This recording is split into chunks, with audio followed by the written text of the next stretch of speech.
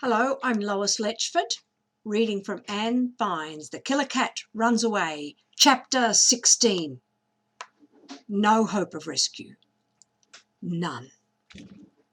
Whistling cheerfully, the vet carried me back down to his van and unfurled me out of the fluffy pink towel into a cage.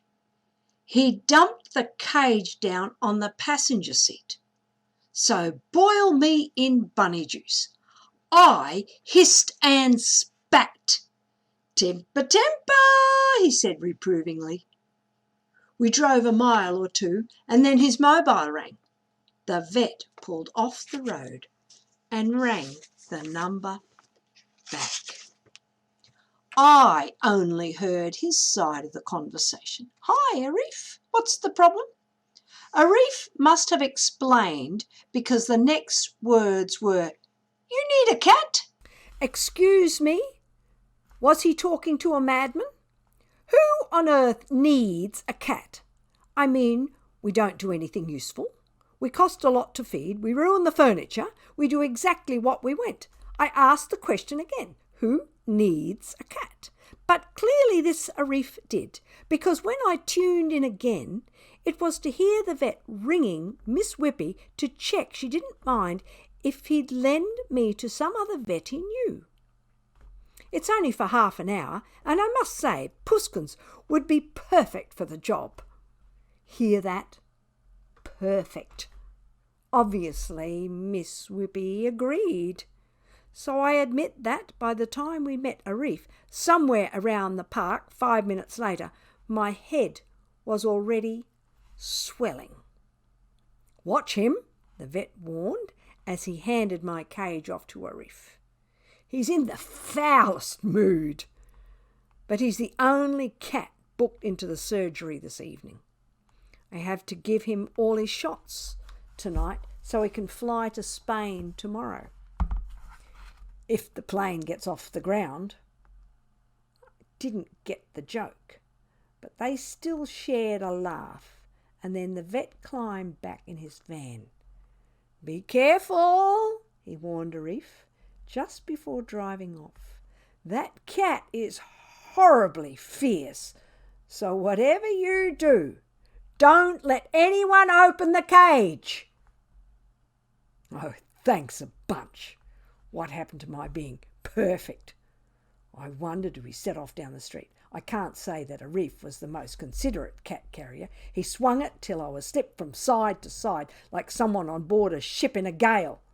I paid him out by spitting through the bars and reaching out a paw to pull so many woolen threads out of his fancy jumper that I'd practically hidden behind the tangles. But my heart wasn't in it. I was miserable. You know,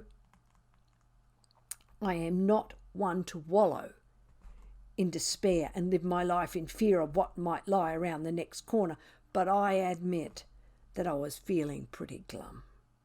I'd set off with such high hopes, a better life, a nicer home, more appreciative company, people who recognised my true worth, people who saw me for handsome, valiant, resourceful cat I am.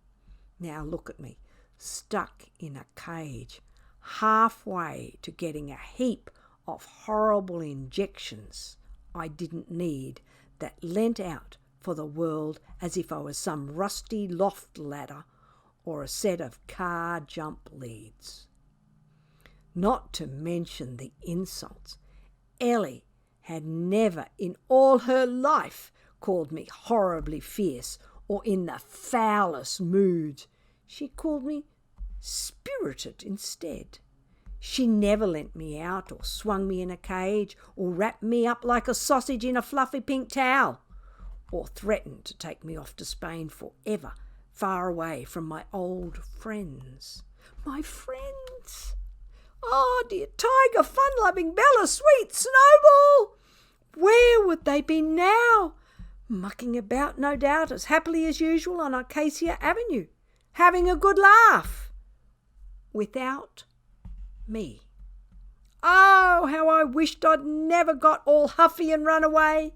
Why had I let Mr. Grumpy, glad to see the back of the cat, drive me away? How silly of me to have allowed myself to become jealous of that tiny fluffball Tinkerbell and even that tiny human baby. A baby, why, the sweet little poppet had probably not been laughing at me at all. She'd probably been laughing with me. That is so different. I had been so wrong, and I had nobody to blame but myself and my own foolishness. And now there was no hope of rescue. None.